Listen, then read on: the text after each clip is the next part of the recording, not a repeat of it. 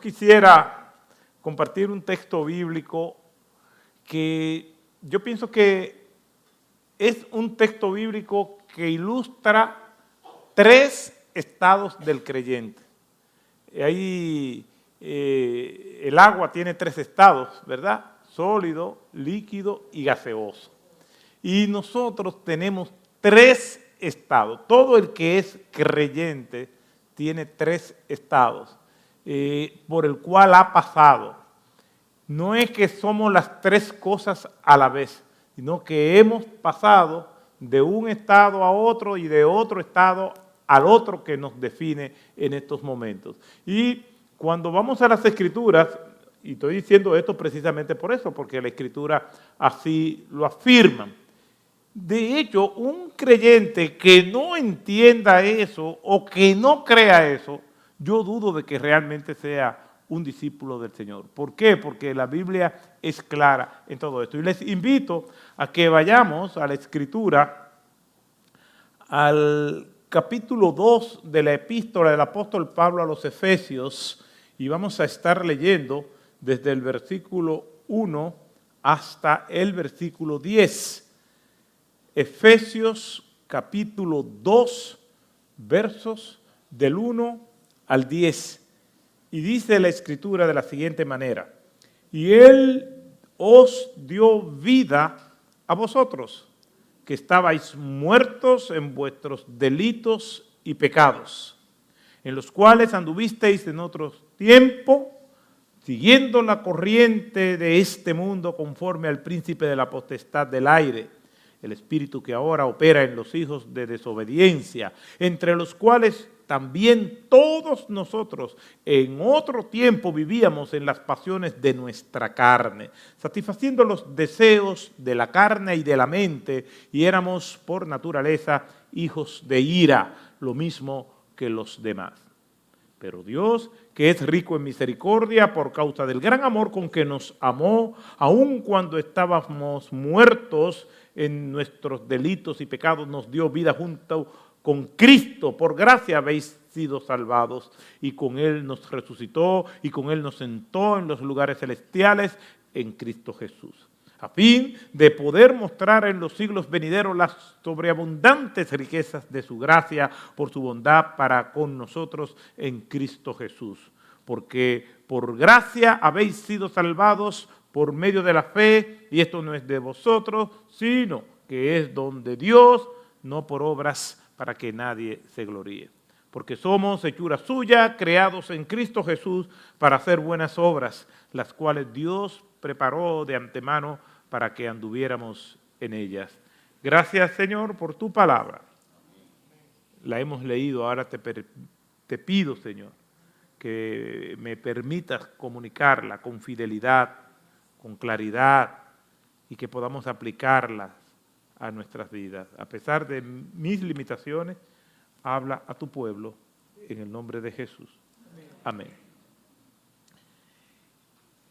En una conversación que tuve hace muchos años con un hermano, y este hermano me decía que él siempre había sido una buena persona, que era una persona ordenada, organizada, y que lo único que le faltaba era que Cristo lo salvara, y lo salvó.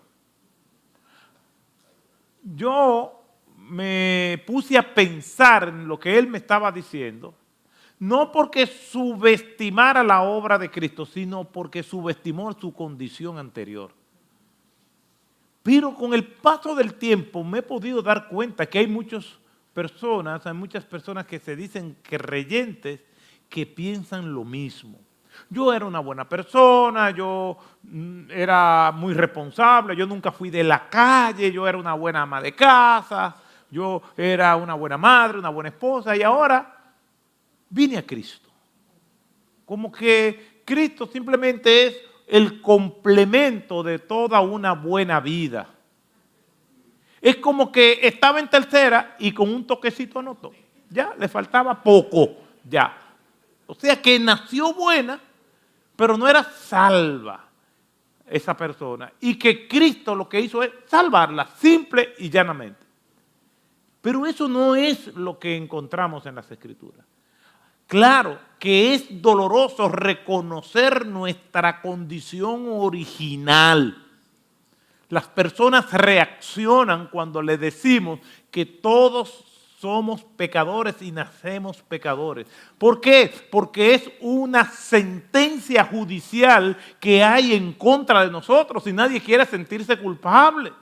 Desde nuestros primeros padres vemos que intentamos transportar nuestra responsabilidad a otros y que lo que nosotros hemos hecho no es tan malo como lo que hicieron otras personas. Minimizamos nuestros pecados, nuestras acciones y sobredimensionamos nuestras virtudes. De hecho, tenemos la tendencia siempre de comparar lo mejor de nosotros con lo peor del otro. ¿Para qué? Para quedar bien, para que nuestras conciencias no nos mortifiquen. Sin embargo, cuando vamos a las Escrituras, nosotros podemos ver que todos nacemos pecadores. Eso es una enseñanza cardinal de la iglesia cristiana.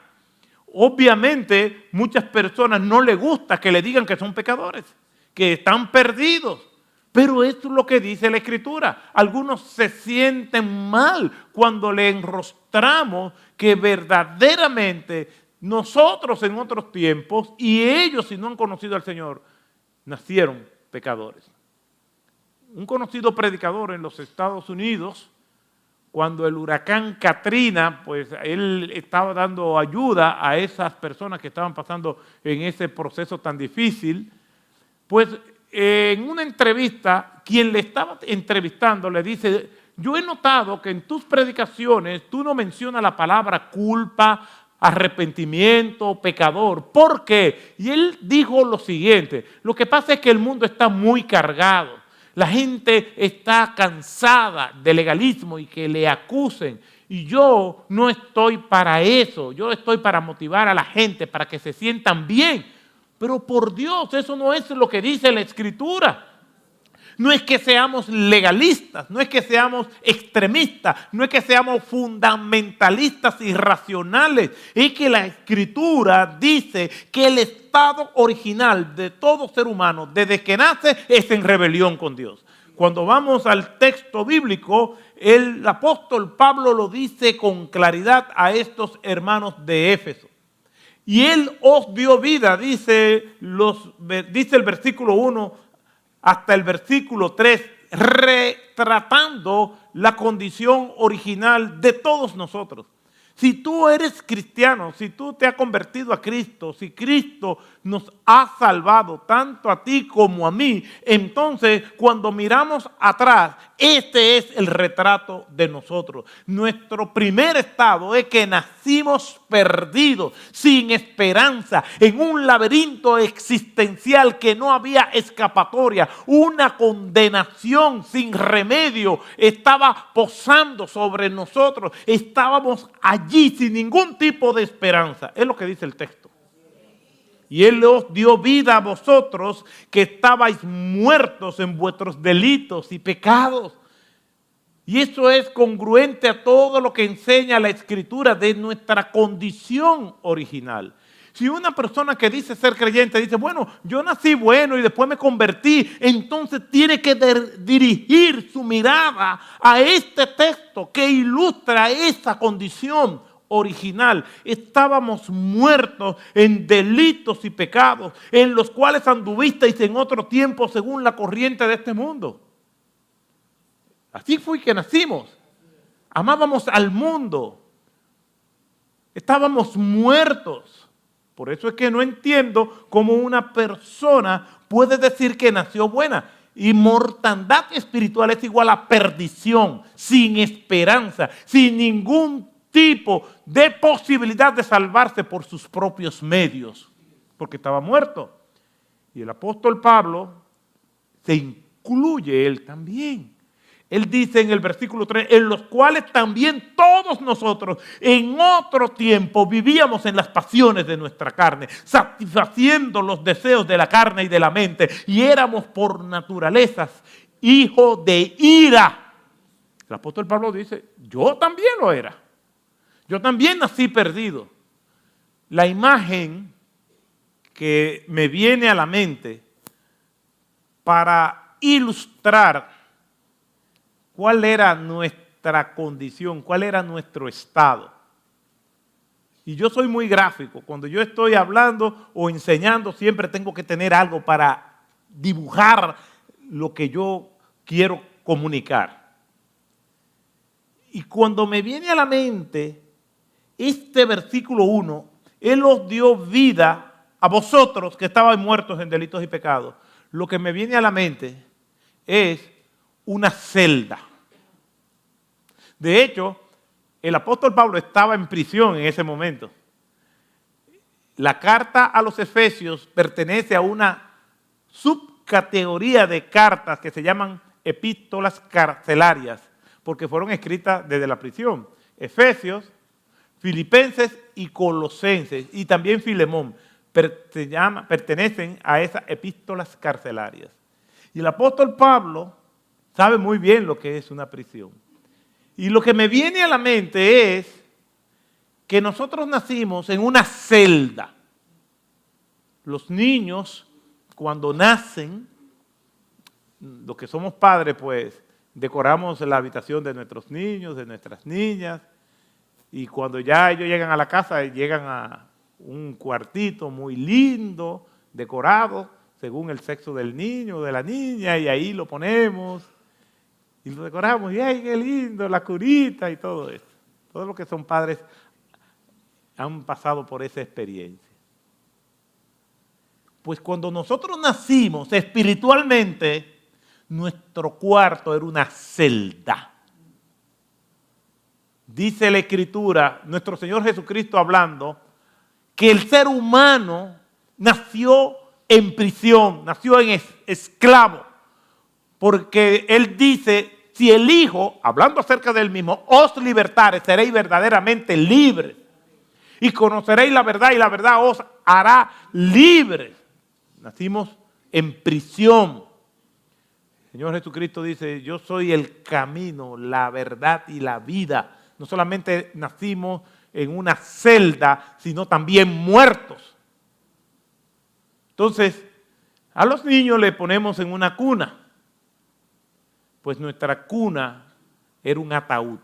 Dentro de esa celda espiritual hay un ataúd.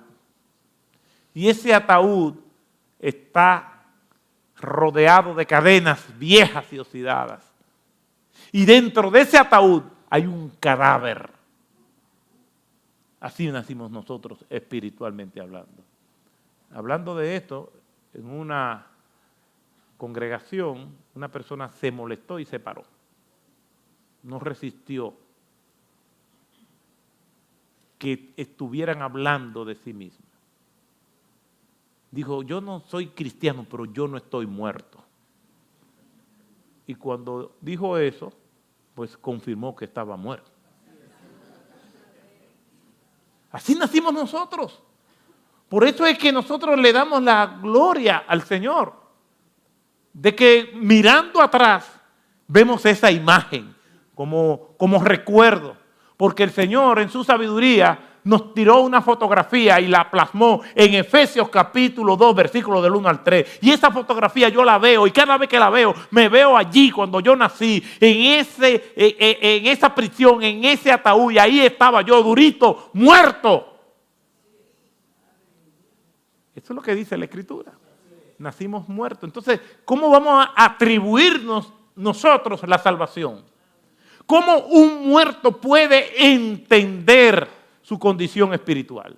¿Cómo un muerto puede escuchar, puede ver cómo está? Tiene que venir una autoridad externa y decirle a ese cadáver, como le dijo el Señor a Lázaro, sal fuera. Amén. Tuvo que venir Cristo y darnos vida, porque eso es lo que dice el pasaje. Y Él os dio vida a todos ustedes, a ustedes y a mí, que estábamos todos muertos en delitos y en pecados, sin ningún tipo de esperanza, sin ningún tipo de posibilidad, en una celda oscura. Ahí estaba un ataúd y de ese ataúd estaba el cadáver, y vino Cristo, rompió los barrotes de esa prisión, despedazó el ataúd y a ese cuerpo sin vida lo trajo a la vida, como hizo con cada uno de nosotros.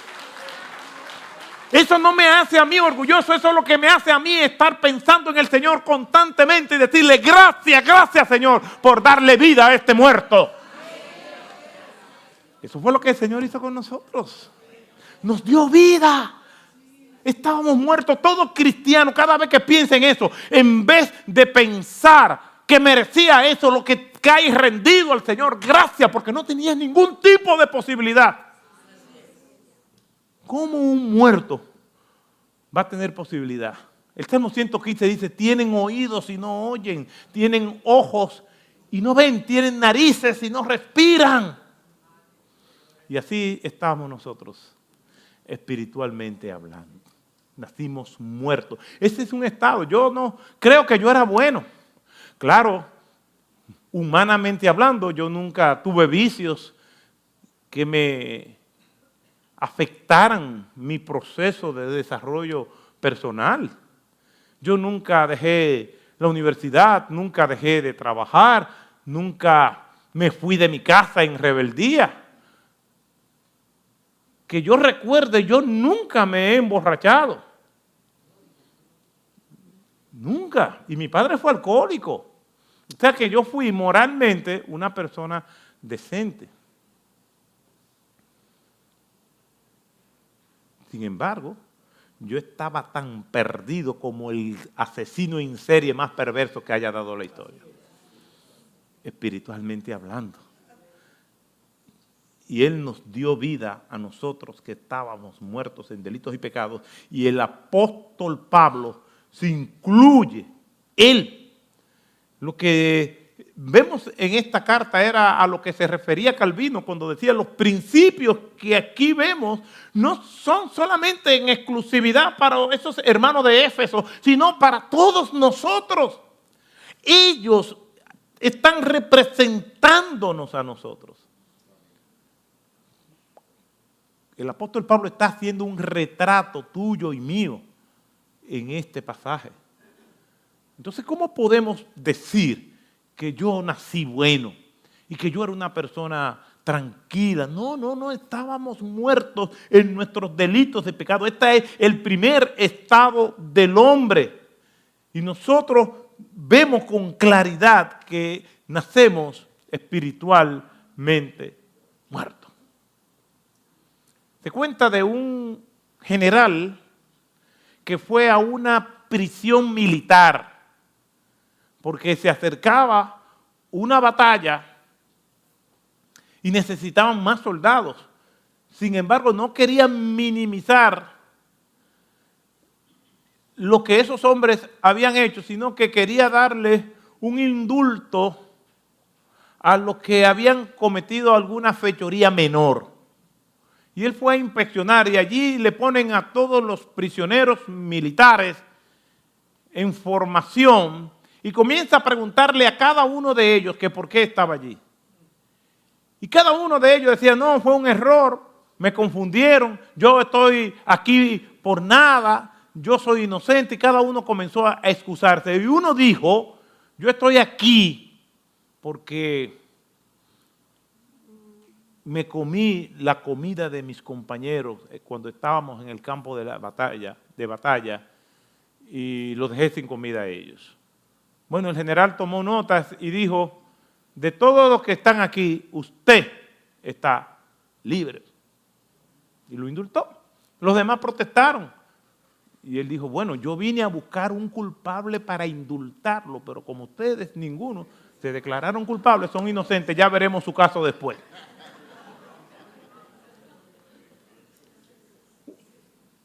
Una condición que el Señor pone para poder salvarnos es que nosotros nos creamos culpables.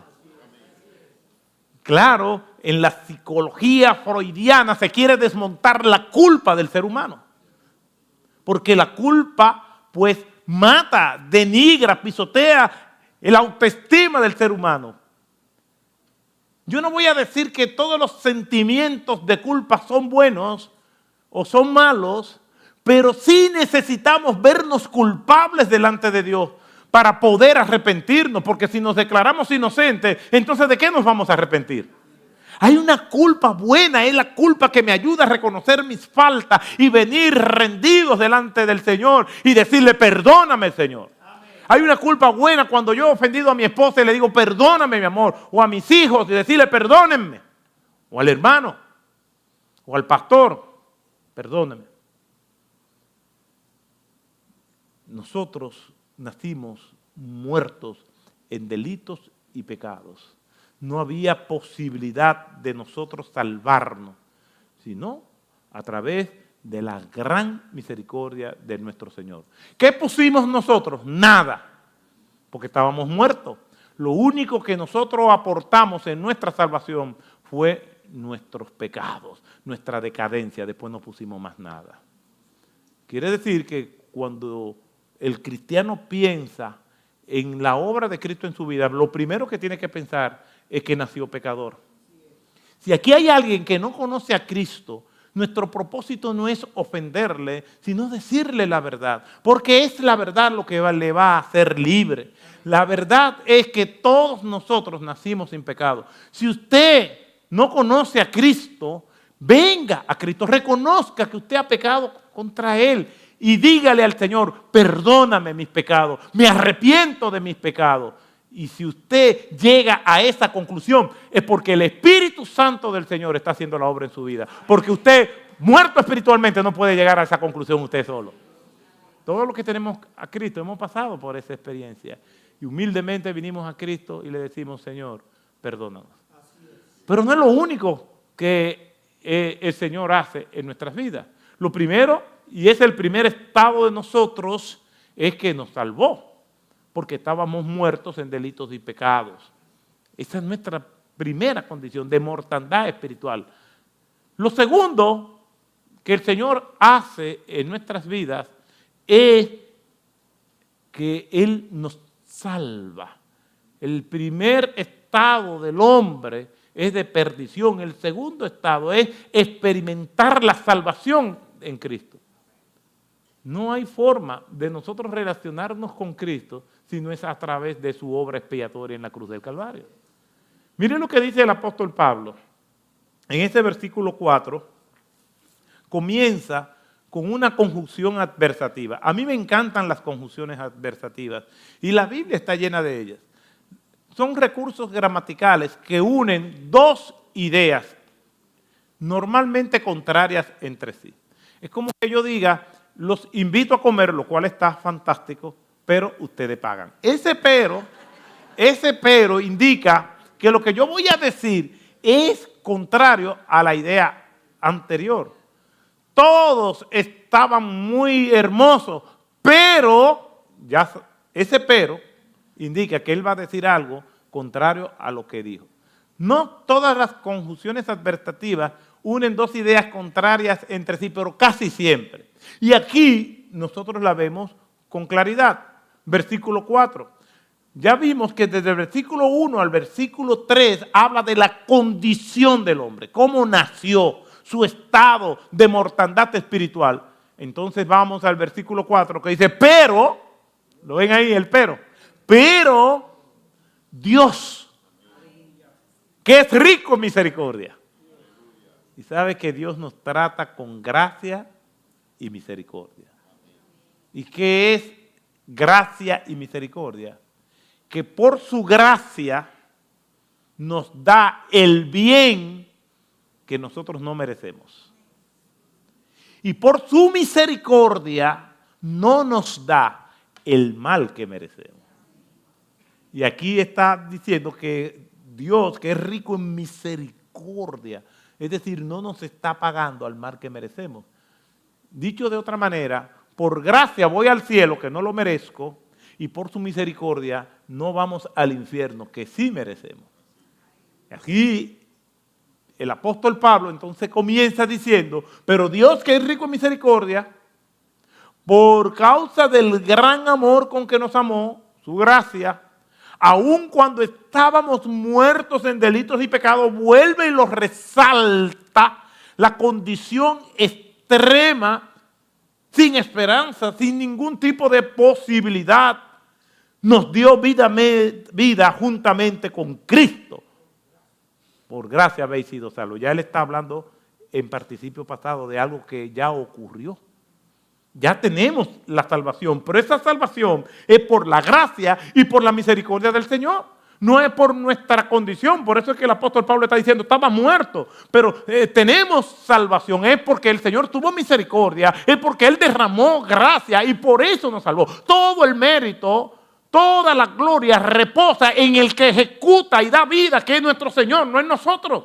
No tenemos ningún mérito en nuestra salvación, porque ¿qué mérito va a tener aquel que estaba muerto? Tuvo que venir una autoridad ajena a ese cuerpo que no tenía vida, y aquel que es autor de la vida le dio vida a ese cuerpo, nuestro Señor Jesucristo, por su gracia, por su misericordia.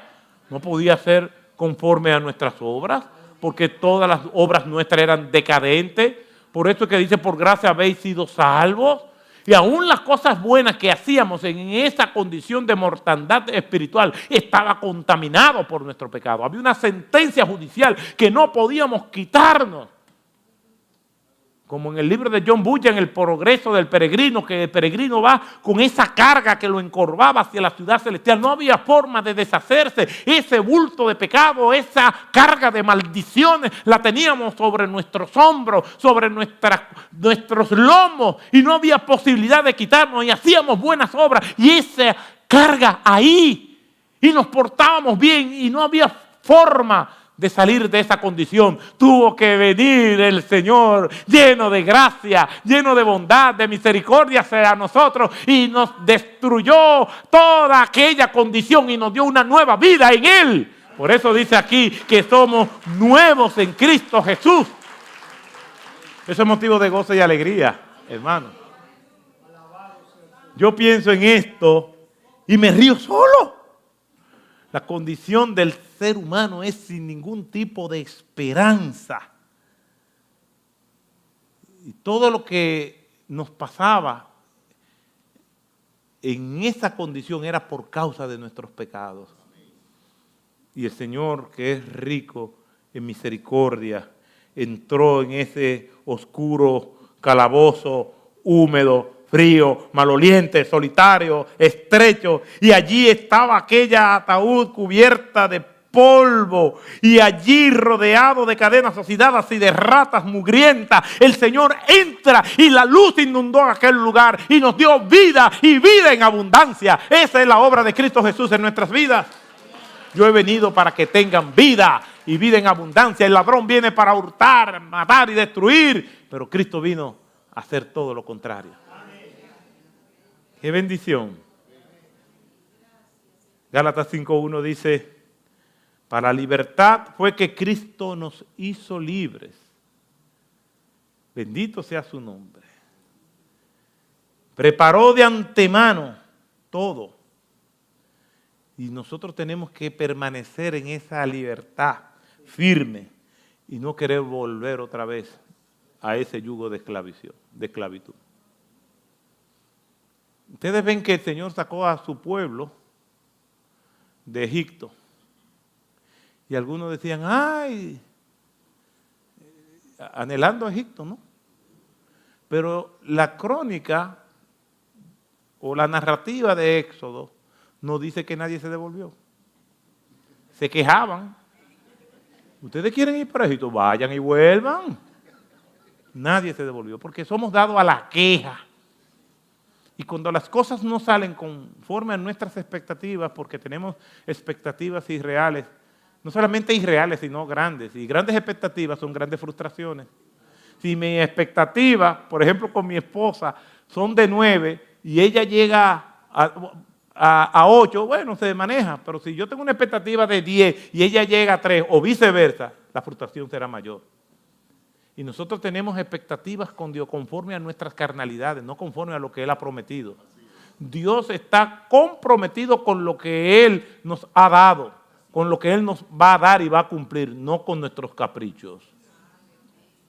Y el Señor nos dice, no vuelva otra vez a ese yugo de esclavitud. La Escritura dice que Dios tomó nuestros pecados y para ilustrar la grandeza y el alcance de su perdón, dice que los tomó y los echó al fondo del mar. Cuando nosotros queremos volver a ese yugo de esclavitud, es como si tomáramos una embarcación, nos internamos en alta mar y allí comenzamos a pescar aquello que Dios echó allí. No, déjalo allí. Ya el Señor te dio una nueva vida y junto con una nueva vida, una nueva mente. Romanos capítulo 12, versículo 1 y 2 nos habla de la dedicación del cuerpo y de la dedicación de nuestras mentes. Y en la dedicación de nuestras mentes nos dice, no os conforméis a este siglo, sino transformaos por medio de la renovación de vuestro entendimiento, de nuestra mente. Y eso es algo que debemos hacer a diario. ¿Y cómo lo hacemos? En el ejercicio espiritual del creyente, practicando las disciplinas espirituales, leyendo la palabra, orando, meditando en ella. Para que nosotros no olvidemos nuestra identidad. ¿Quiénes nosotros somos? Lo que hemos estudiado, nuestros títulos. Hay personas que, me viene alguien en la mente, que su primer nombre es su título. No importa dónde esté, mucho gusto, ingeniero fulano de tal. Siempre, siempre, ingeniero, ingeniero, ingeniero. Hasta que alguien creyó que ingeniero era su primer nombre. Los títulos se usan en los contextos profesionales, en los contextos académicos. Entonces usted usa su título, y soy fulano de tal, y porque la función que usted va a desarrollar en ese momento es conforme, pero mi nombre es mi nombre. Pero aún así, mi nombre de pila no define lo que yo soy. Lo que define lo que somos es lo que trasciende.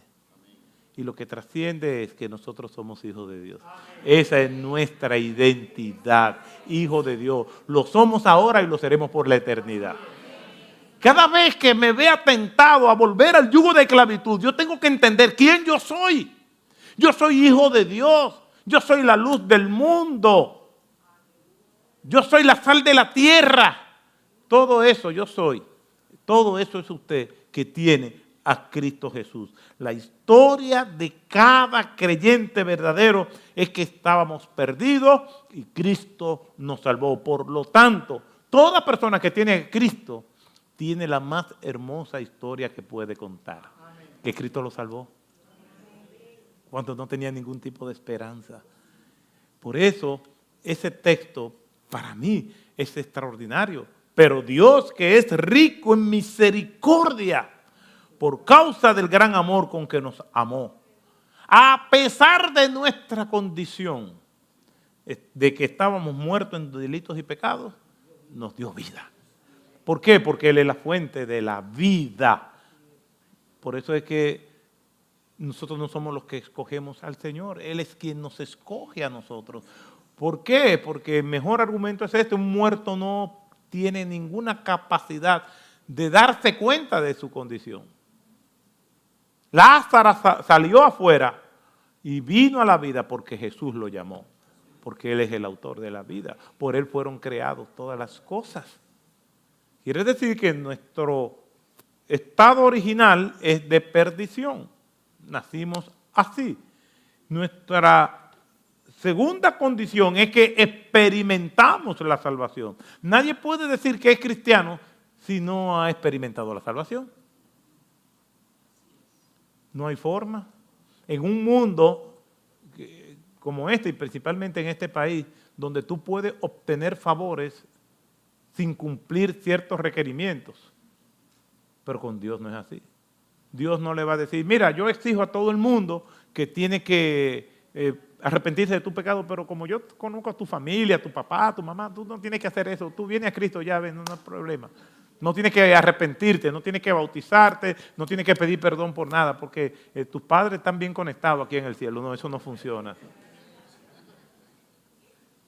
Todos nosotros nacimos muertos en delitos y pecados, y de la única manera que vamos a recibir el perdón de nuestros pecados es si nosotros venimos a Cristo y le decimos, perdóname por mis pecados, me arrepiento de ellos, sálvame y hazme como tu hijo para que me salve, porque eso es lo que dice el pasaje, que somos hechuras suyas, creados en Cristo Jesús para hacer buenas obras.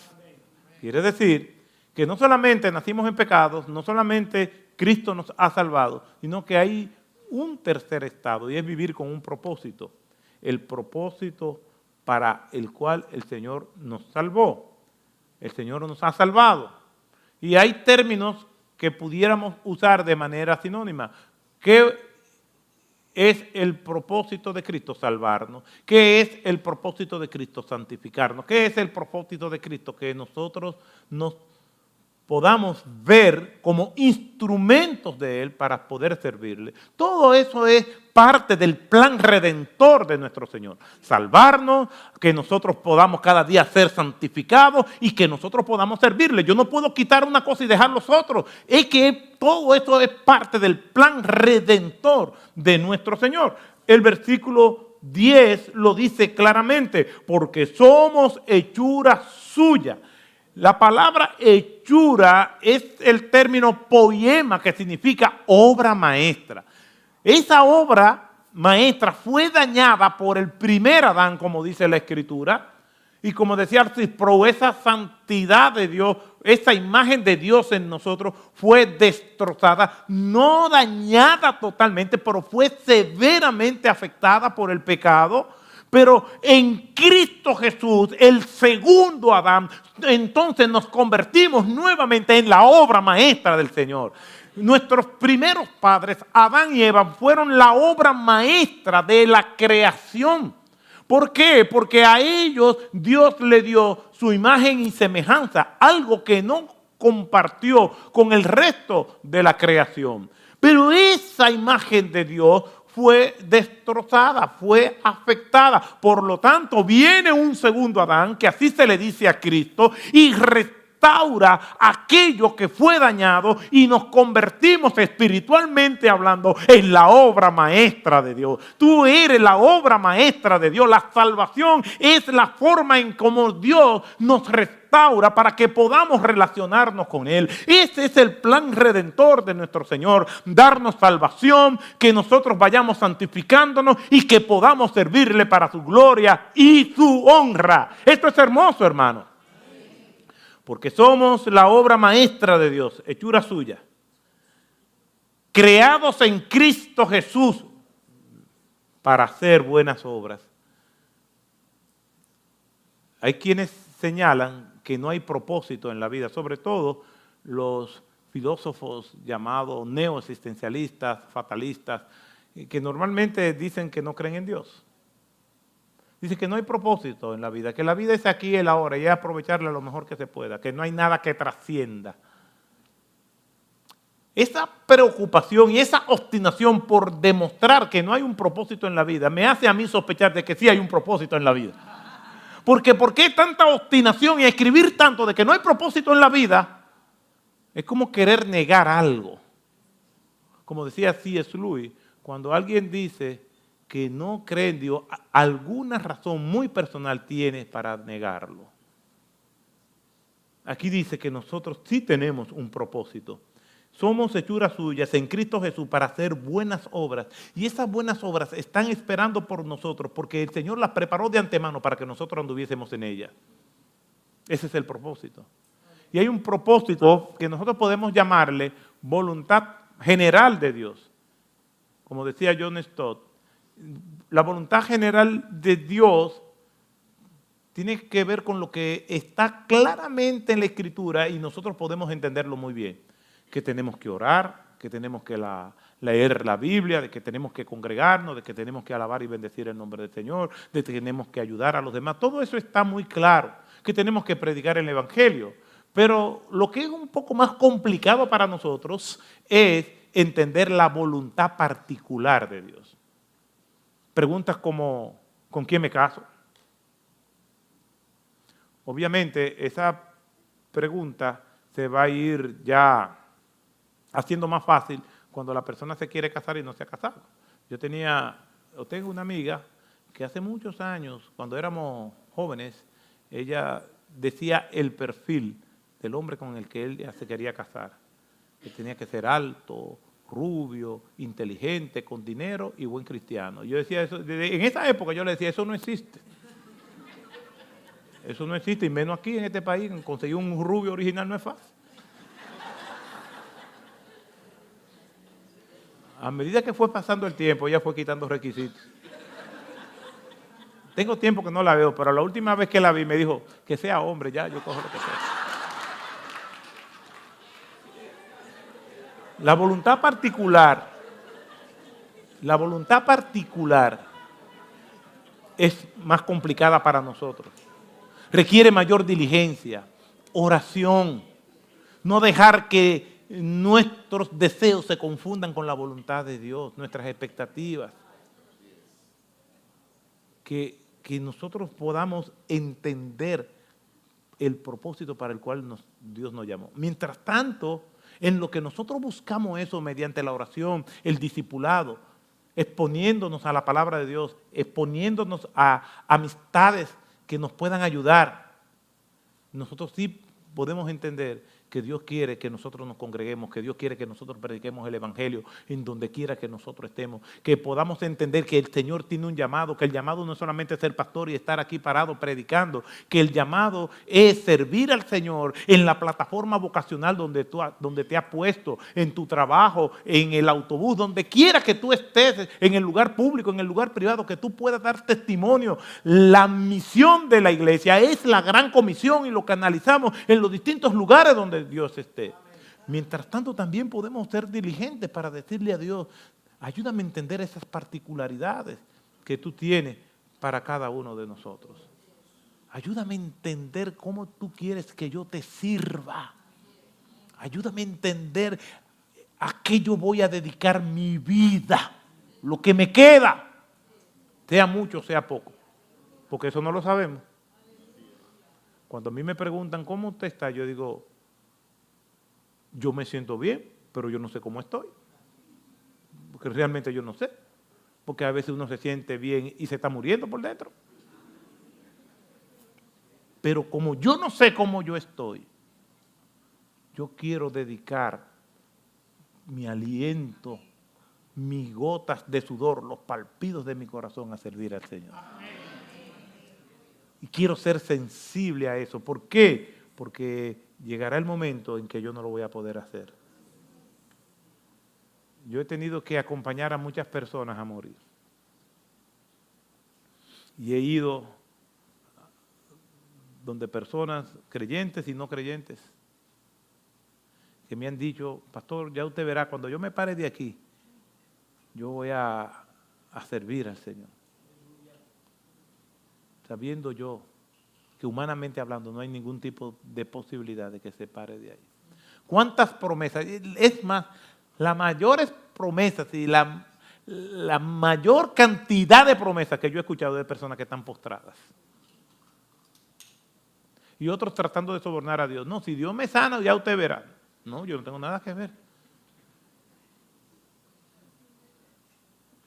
El padre apático, el esposo indiferente, siempre se queda mirando el televisor hasta tarde de la noche. Y esa noche fue igual. Toda su familia se fue a dormir y él se quedó allí. De repente, en un momento de la noche, se despierta sobresaltado y ve una figura que irrumpe en su habitación. Le da frío y reconoce la figura. Y le dice, ¿vienes por mi alma? La figura no habla, solamente le asiente diciendo sí. ¿No me das una oportunidad? Y dice, dame una oportunidad. Déjame ahí y darle un beso a mi esposa. Déjame ir a despedirme de mis hijos. Y la figura entonces habla. siempre la misma historia. Ahora cuando no se puede, ahora quiere hacer. Dios preparó buenas obras para que nosotros anduviésemos en él. Es ahora. ¿Cuándo va a ser?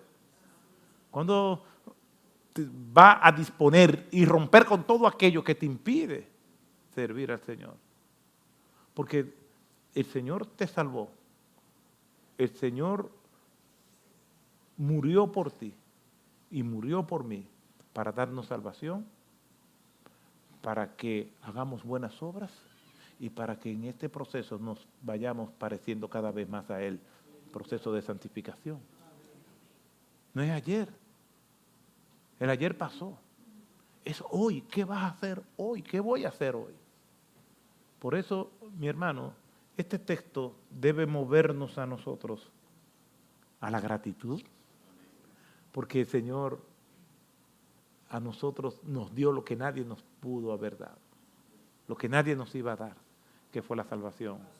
No había forma, estábamos muertos, estábamos encadenados, sin entendimiento y sin esperanza. Y vino Cristo y nos salvó para que nosotros vivamos para Él. Como dijo el apóstol Pablo, para mí el vivir es Cristo y morir es ganancia. Todos nosotros vamos a morir. Pero cuando llegue ese momento, si podemos advertir el momento de nuestra partida, que podamos estar complacidos y digamos al Señor, aquí estoy. No que vengan sobresaltos pidiendo oportunidad para hacer lo que tuvimos la oportunidad de hacer y nunca hicimos. Que el Señor nos bendiga y nos fortalezca. Gracias te damos, Señor, por tu palabra. Gracias porque tú nos hablas por medio de ella. Y en el día de hoy, en esta hermosa mañana, te pedimos que tú completes la obra y nos ayude a vivir para ti. Agradecidos de tu obra, agradecidos de lo que tú has hecho y seguirás haciendo. Tu propósito redentor en nosotros para darnos salvación, para darnos santificación y para que nosotros vivamos para tu gloria. Gracias, Padre. Gracias por esta iglesia. Gracias por mi amigo Tomás y todos los pastores de esta iglesia y líderes. Bendícelos y sigue añadiendo a este ministerio los que han de ser salvos. En el nombre de Jesús. Amén.